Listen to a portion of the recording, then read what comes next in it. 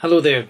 I hope you've been enjoying Titus as much as I have, and as we work our way through these last few verses, I hope that you have been as thrilled as I have reading them and thinking about them, because sometimes you read these verses and they seem very simple, and yet there's some wonderful truth in them. Let me just read them to you again. We're at the end of Titus chapter 3. Bring Zenas the lawyer and Apollos on their journey diligently, that nothing be wanting unto them.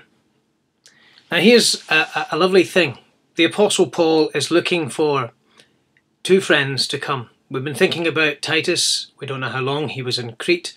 We're thinking about the responsibilities that were given to him to complete a work that had been started there, to identify elders, to refute false teachers, and to make sure that the Word of God is practiced and lived in the believers' lives. And that's a wonderful thing. It's a really exciting thing. It's something that really is amazing to see God working in the lives of Christians.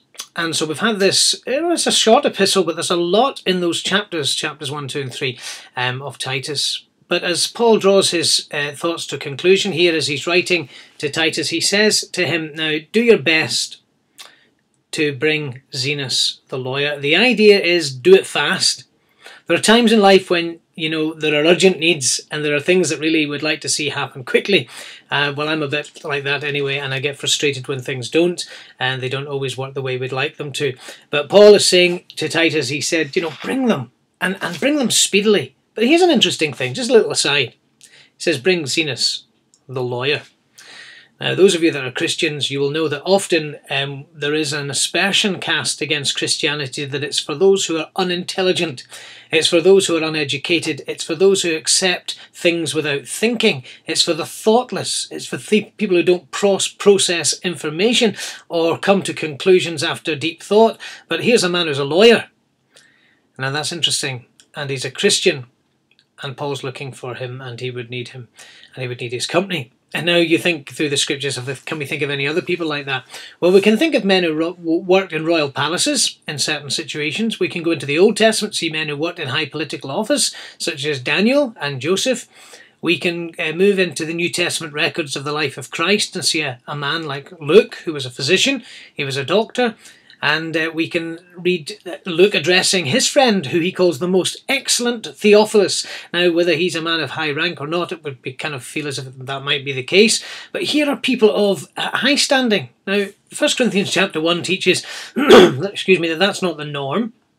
1 Corinthians chapter 1 actually says that God does save people from all stratas of society, but in particular, God is calling the general population to Christ.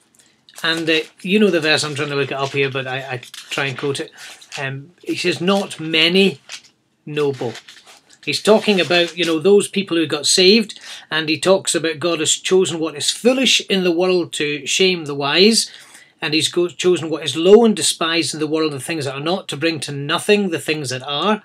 But he doesn't say that there's no powerful. He says in verse 26 of 1 Corinthians chapter 1, not many of you were wise according to worldly standards. Not many were powerful. Not many were of noble birth. But he doesn't say not any.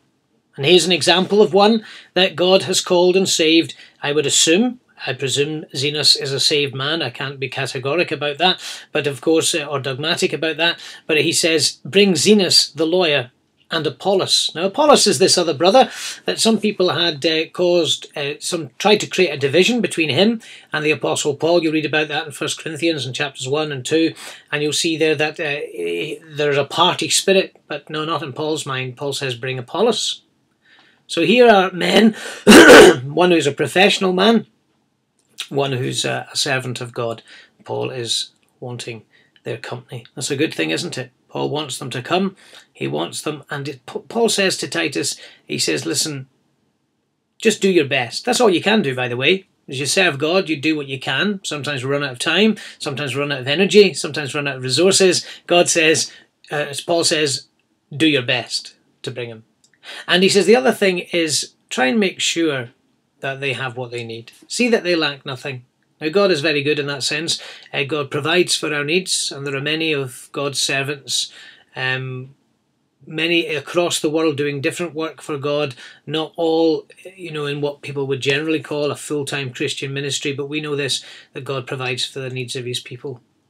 And sometimes it's more than we need, and sometimes it's just what we need, even though we might think we want or need more. He says, make sure that these people lack nothing. My encouragement to you today is threefold from this passage. God's servants should work together as an Apollos and Paul, and there should be no divisions between them.